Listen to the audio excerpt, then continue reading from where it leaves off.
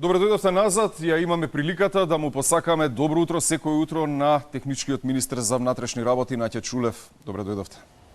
Добре ве најдов. Добро утро секој утро на загледачите на телевизија Алфа. Така, тоа е нашата мантра. Да. Да почнеме со навистина има овој период сериозни теми. Еве последно беше дека председателот на СДСМ Зоран Заев во телевизиско интервју директно ве една од работите за кои сте постојано обвинувани, меѓу другото, можеби најтешката е дека вие сте директен виновник за ширењето на новозаразените.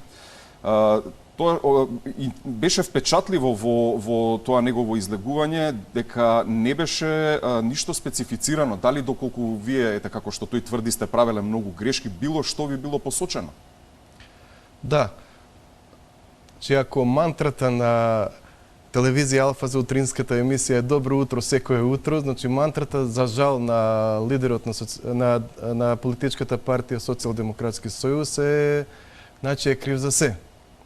Имаше практично и да, значи јас го гледав интервјуто на господинот Зоран Заев и тој во тој интервју не специфицира кои се моите одговорности, од кои се грешките кои што сум ги направил јас. Меѓутоа, предпоставам дека се работи, дека Министерството за внатрешни работи, односно полицијата, не ги извршува оние одлуки на владата кои што се носат на седници на владата, односно уредбите на владата.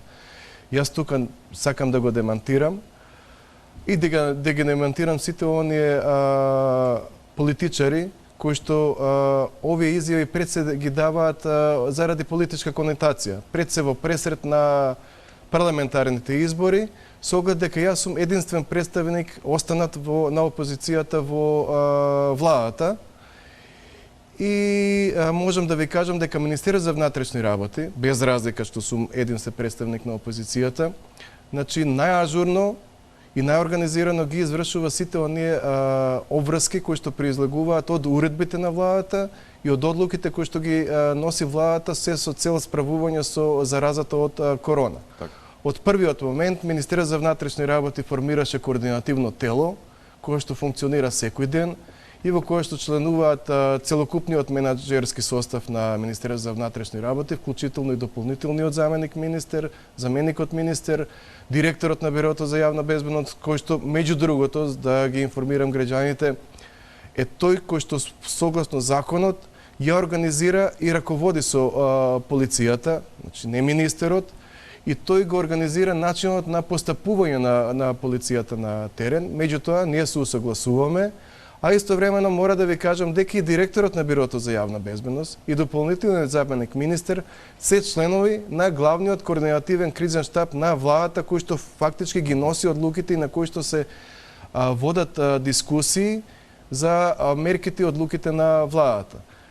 Така да Министерството за внатрешни работи има најразличен и широк спектар на активности во справувањето со короната. Имено од самиот почеток ние сме ангажирани за организирање и спроведување на ограничувањето на движењето на граѓаните, преку стационарни пунктови, мобилни екипи, почитување на мерката за заштита на граѓаните со цел носење на маска. Му асистираме на државниот пазарен инспекторат во спроведување на контроли на угостителски објекти и маркети. Еве, да ве информирам дека досега преку 23.000 контроли имаме направено на угостителски објекти и маркети заедно со државниот пазарен инспекторат, бидејќи тие се надлежни за вршење контрола внатре во угостителските објекти и маркетите, а полицијата само асистира. Исто така на дневна основа изрекуваме преку 1000 прекршоци за неносење на заштитна лична опрема, а истовремено вршиме секојдневна контрола на лица кои се наоѓаат во изолација и во самоизолација. А да не ги спомнам тука и државните карантини. Значи еден широк спектар на активности на Министерството за внатрешни работи. Ние само да се уфрлам во овој момент, ние во принципи ги кажувавме дел од оние прекршоци кои се заведуваат официјално во Министерството за внатрешни работи од аспект на повик на граѓаните да се придржуваат до мерките како општествено одговорен медиум, тоа ние. Вие сигурно имате и претпоставувам дека имате отприлика некоја бројка колку се изречени такви казни за непочитување. Да, значи од прилика за непочитување на забраната за ограничување на движењето изречени се околу 3000 поднесоци до јавното обвинителство по член 206. Добро. А инаку на дневна основа изрекуваме околу 1000 казни за неносење на заштитна лична опрема и досега се изречени околу 30 на прекршоци односно кривични дела за лица кои што ја прекршиле забраната за карантин, односно за изолација и за самоизолација. А инако, како што споменав, значи имаме на територија на цела Македонија, значи околу 3000 кривични дела за член 206, односно оние лица кои што не ја почитувале забраната за движење. Така. Меѓу другото, кога го споменавме изборниот процес исто така што беше актуелно, кога вие сте практично, како што пренесоа дел од медиумите, сте единствениот член на техничката влада, кој гласал против насоките за продолжување нели на изборниот процес. Ке можете да ми објасните како, зошто, што се случувало? На кој начин било? Се работи за уредба на влада со законска сила, во која што се даваат насоки да отпочнат изборните действија од денот на завршување на вонредната состојба. Јас принципиелно и првиот пат кога се донесе оваа уредба, меѓутоа и сега вториот пат која што е дополнета со обврски, бев против пред се од неколку причини. Прва и главна причина е од легислативна основа, односно се работи за уредба со законска сила, со која се дерогира, односно се влегува во изборниот законник, кој што е донесен со консензус од страна на собранието. Истовремено, не е владата таа која што треба да го одреди датумот одржување на избори, туку тоа го прави председателот на собранието. Меѓутоа, настрана од сите овие легислативни пропусти на владата, значи сметам дека било каква одлука за одржување на избори или за начин на организирање на изборите, утврдување на протоколи за организирање на избори со оглед дека имаме епидемија од корона, треба да се носат консензуално. Односно, со оглед дека Македонија во моментот се наоѓа во сериозна здравствена и економска криза, а последиците ги чувствуваат сите граѓани, значи мора да се обединат сите капацитети на државата и сите да бидеме заеднички во носењето на главните одлуки, без разлика дали се да работи за здравствени одлуки, економски одлуки, политички одлуки, за да не дозволиме економската криза и здравствената криза да прерасне во политичка криза. Истовремено, мора да покажеме дека Македонија има демократски капацитет да носи одлуки консензуално и да ги инклузивира сите политички фактори, впрочем тоа е и барањето на меѓународната заедница и директно дојде барањето од Европската комисија. Од тие причини јас сметав дека носењето еднострано оваква уредба на владата не е од стратешки и од државен интерес за Македонија. Бидејќи еден од условите за отварање на преговори и членство во Европската унија е и Македонија да манифестира демократски капацитет и клучните одлуки да ги носи инклузивно, односно да се организираат мирни, фер и демократски избори, а при тоа пред се во носењето на одлуката да се има здравието на граѓаните. Да биде во фокус. Да. Тоа беа пораките од Европа, точно. Инаку се префрламе сега малку од тема на тема. Друга ситуација која беше доста актуелна деновиве оваа недела беше, ќе го кажеме, судирот со синдикатот. Тие ве обвинија дека вршите притисок врз нив и дека сте се обидувале да направите паралелен синдикат. Дали е тоа вистина? Се работи за политичка конструкција пред се. Од првиот ден јас имав состанок со двата синдиката во Министерството за внатрешни работи. Тогаш имаше два синдиката. Тоа е Македонскиот политички синдикат и Независниот политички синдикат, без разлика на нивната големина. Значи, истовремено имав и со Меѓународната политичка асоциација, односно представниците на ИПА во рамките на Министерството за внатрешни работи и сите синдикални организации беа испочитувани. Од моја страна им беше укажано дека за разлика од претходното раководство, целосно и доследно ќе го почитувам системот на кариера и правата на вработените. Истите учествуваа во сите комисии кои што беа формирани од моја страна со цел согледување на нерегуларностите во издавањето на оние 3000 решенија пред заменувањето на претходниот министер Оливер Спасовски. И истите ставија нивен подпис за нерегуларноста на преку 100 издадени решенија од страна на Оливер Спасовски. Меѓутоа, најверојатно после заради политички притисок врз раководството на Македонскиот полициски синдикат, истите почнаа неаргументирано и неосновано да ме напаѓаат, дека Министерството за внатрешни работи немало доволно заштитна опрема за полицијата, што е целосно неточно, и за други некои неосновани аргументации, еве дека сум вршил притисок и слични работи, пред се со цел ставање на нивна функција во таа предизборна политичка кампања на Социјалдемократскиот сојуз. Јас ги отфрлам овие аргументации и како неточни, невестинити и како политички манипулирани.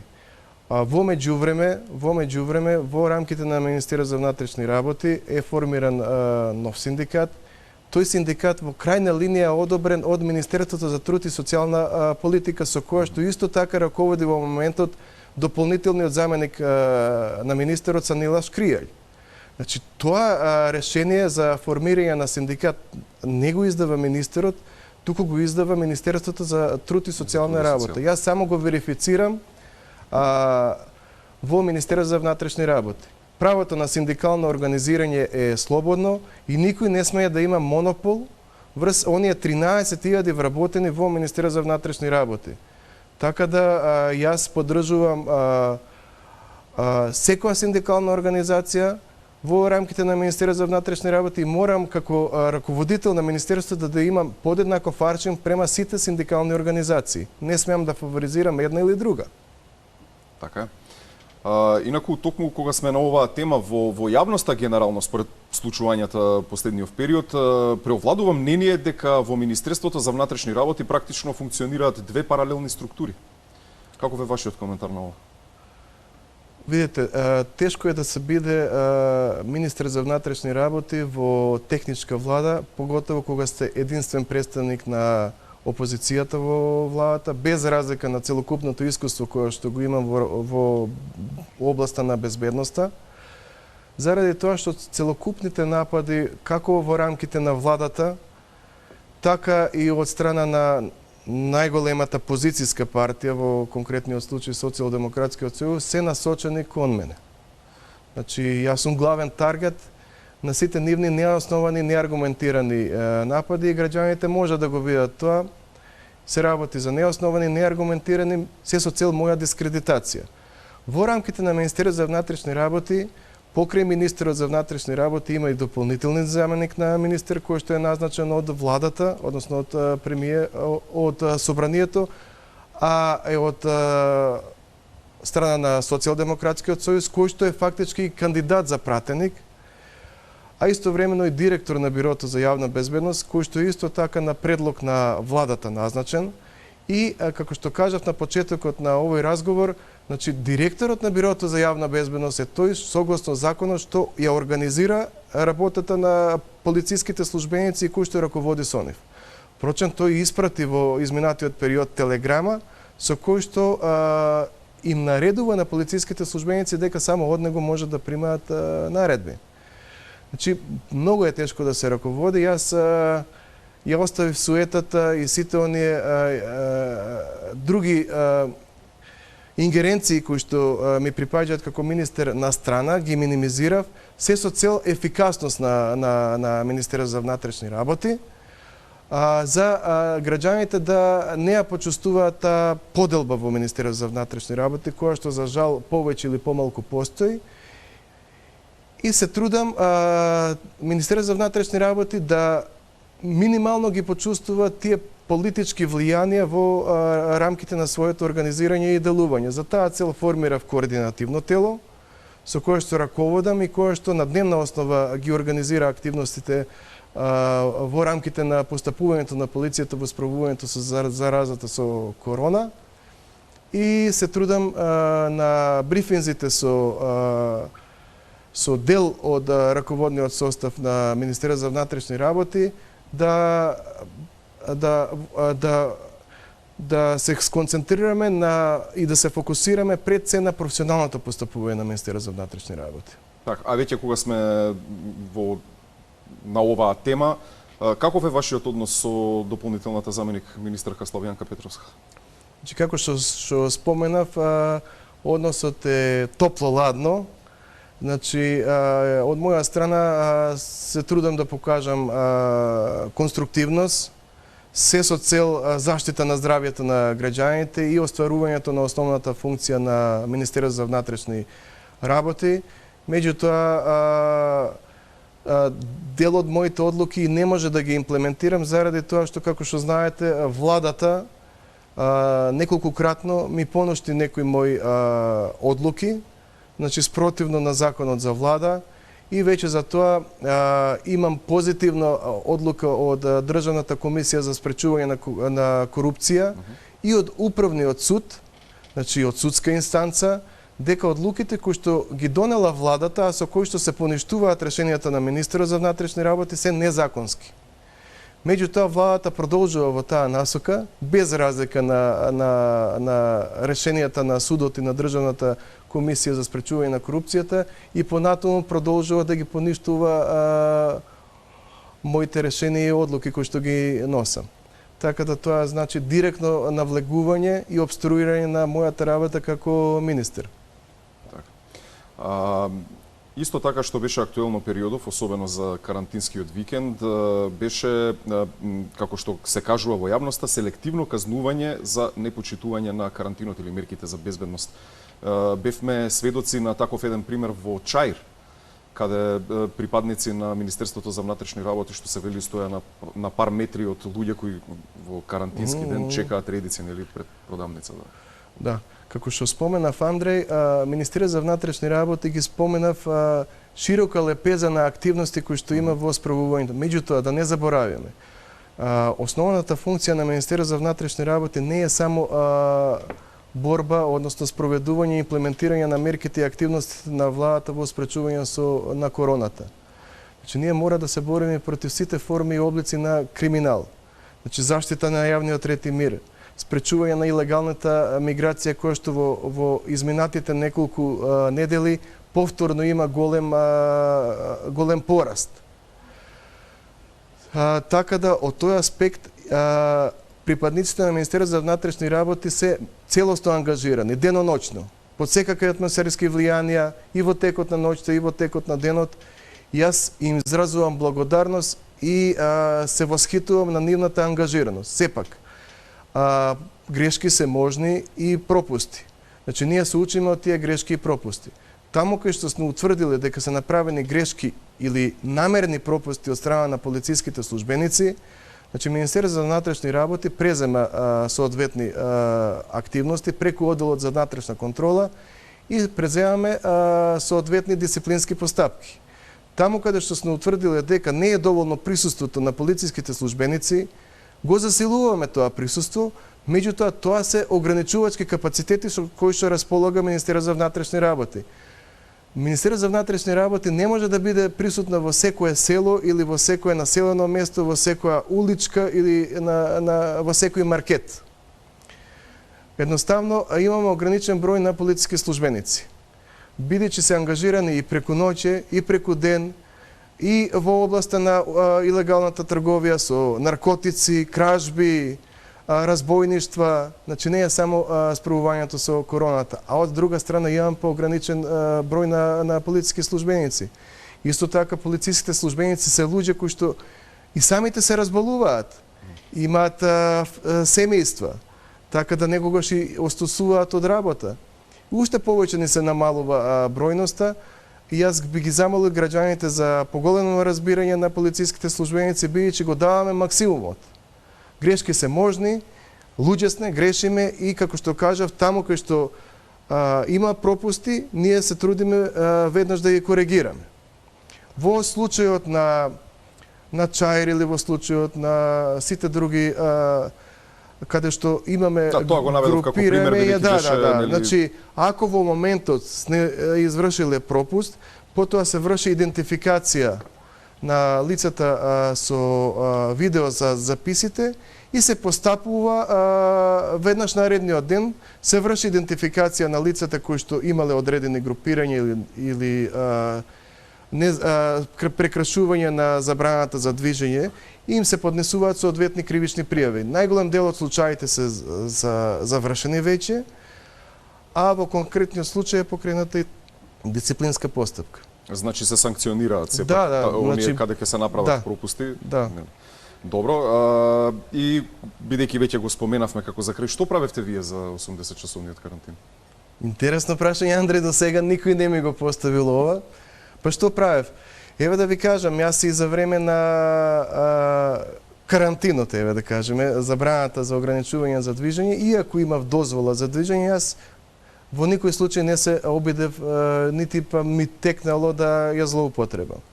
Меѓутоа, заедно со моите колеги од тимот со кој што работам, честопати се случуваше за време на ограничување на движењето да извршиме работна посета на полициските службеници кои што се на пунктови или во оние најризичните места кои што се, како што се на пример државните карантини, каде што полицијата е ангажирана како на внатрешно, така и на надворешно обезбедување на објектите кои што се користат за државни карантини, се со цел да ги охрабрам колегите да истраат и да им дадам подршка и да ја зголемам нивната мотивираност. Сепак да бидам со нив, без разлика кој што сум министер, да го споделам ризикот од работата. Во другиот дел се трудев да бидам дома со моите деца, да им помогнам околу, нели имаше онлайн настава, па им помогав јас во делот на математиката и физиката, бидејќи тука сум добар, да кажеме. И понекогаш да одговорам на пораките од граѓаните, бидејќи имам многу пораки од граѓани и се трудам на сите да им одговорам.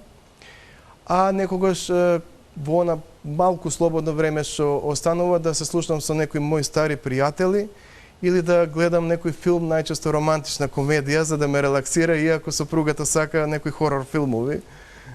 Да. И така. Обратна ситуација. Да. Во ред, еве конкретно сакав да дополнам за тоа што го споменавте за децата, имаше, не сум сигурен дали на некој од социјалните мрежи, на Твитер или на Фейсбук, им го честитаа крајот на учебната година на родителите. Не на децата во оваа ситуација, да. Па да, во добар дел и ние бевме ангажирани. Тоа е. Така да се надевам дека на почетокот на новата учебна година короната ќе биде веќе во голем дел минимизирана и ќе може да стартува една нормална учебна година. Така. И како за крај, бидејќи еве се уште се зборува околу изборите. Во оваа ситуација, во овој случај што кажувате дека ете кубурите со капацитети пред се со луѓе, дали Министерството е подготвено за избори на 5 јули? Да бидат спроведени? Значи, јас претходно ви ги кажав колку многу ангажмани има Министерство за внатрешни работи. Сега, на сите овие ангажмани ние треба да бидеме ангажирани и во организирање на парламентарни избори кои што се од круцијално значење за еднината на нашата држава, на Македонија. И ние како министер за внатрешни работи, доколку политичките лидери одлучат да одиме со избори, мора да се реорганизираме и на најдобар начин да дадеме максимум во организирање. Меѓутоа, јас ќе споменам одредени ограничувачки фактори. Пред се многу краток период и за прочистување на избирачкиот список, меѓутоа и за внатрешно организирање на Министерството за внатрешни работи, и сега ќе ви споменам од кои аспекти.